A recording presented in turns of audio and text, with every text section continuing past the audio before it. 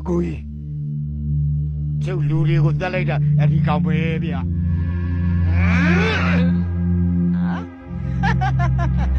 ခင်ဗျားတို့လိုတပြားလေးတွေကပစ္စည်းတွေဘယ်လောက်လုပ်လို့ရပြီလဲဒီမှာကြည့်ဒီမှာဆရာကြီးတယောက်လုံးထိုင်းနေတယ်လာပါငါဝေစုခွဲပေးပါမယ်ဟာဆရာမင်းလိုဝိပေါ်တဲ့ဘုန်းကြီးကများငါလိုတများပို့ကိုအခါရတော့ပေါ့လေကြားပါနဲ့ဆရာရဲ့ဒါဆိုရှင်းလိုက်ကွာချကွာ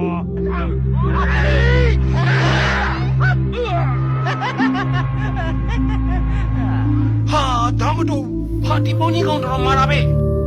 ဟာဒါတော့လေးသွားပြီဟဲ့ဘခုံးသူကဒါဟုတ်ပြီလေဆက်ပါချောချောန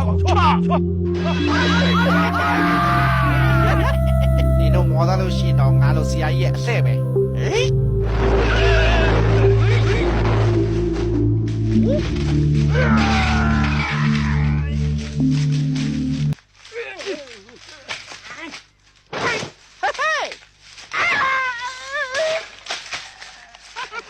ဘခုံးရှင်မြတ်စွာဘုရား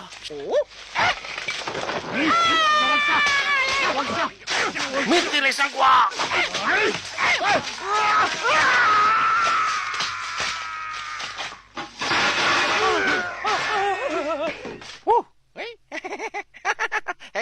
ဟေးမပြေးနဲ့လေဘခုံး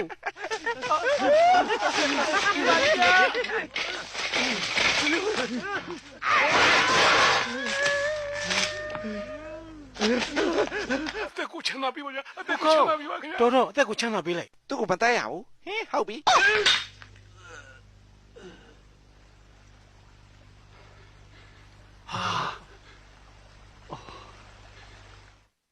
အော်မြတ်စွာဘုရား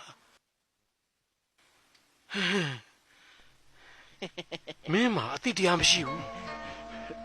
သူကဒါတော့တောင်းပန်နေတာတော့မင်းကဘာဖြစ်လို့သူ့ကိုတတ်ပြလိုက်ရတာလဲ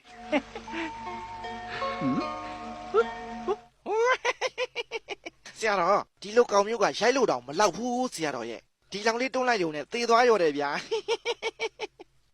အာမြတ်စွာဘုရားဘုခုံး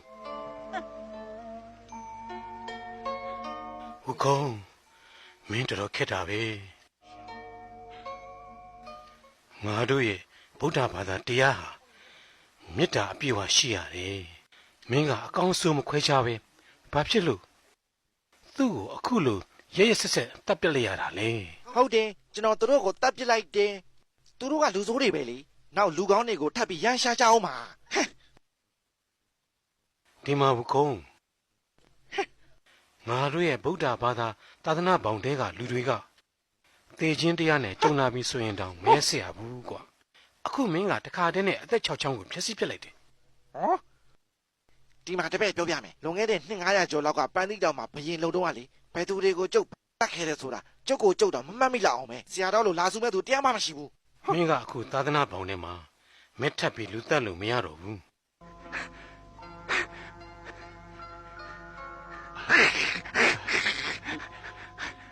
မင်းကငါ့စကားကိုနားမထောင်လို့ရှိရင်အနောက်ရက်ကိုဘယ်လိုခရီးဆက်ရမှာလဲသူတို့ကလာလို့ကျုပ်ကပြန်လို့ရတာဒါကိုလာပြီးညှိတွားနေလိုက်တာအနောက်ဘက်ကိုမတွားရရင်လေမတွားရုံပဲရှိတယ်နှုတ်ဆက်ခဲ့ပါလေဆရာတော်ဟုတ်ခေါင်းမင်းအဲ့လိုမလုပ်နိုင်လေပြန်လာပါတို့ပြန်လာပါ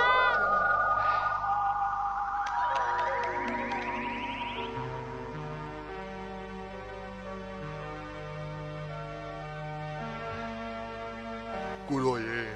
ဆုံးကိုတော်ကဒီလိုတော့မလုပ်သင့်ပါဘူး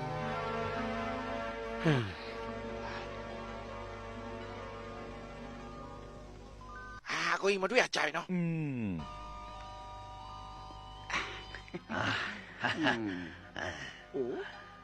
တကိုးရှင်ကထန်ကိုရိုကိုပင့်ဆောင်ပြီးအနောက်ရက်မှာတရားသွားပင့်မလို့ဆိုဘယ်လိုလုပ်မြန်ကြုတ်ရှိလာဖို့အချိန်ရတာလဲဟာ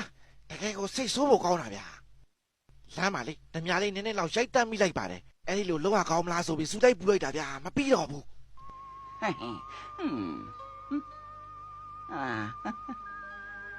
ကျုပ်ကအခုပန်းသီးတောင်ကိုပြန်တော့မှလေအဲ့ဒါနဲ့လမ်းကြုံတော့အကိုကြီးစီမှာလာပြီးဝင်တော့တာဗျ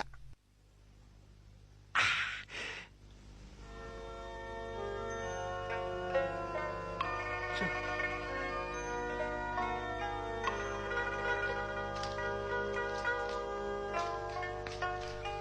ုတော်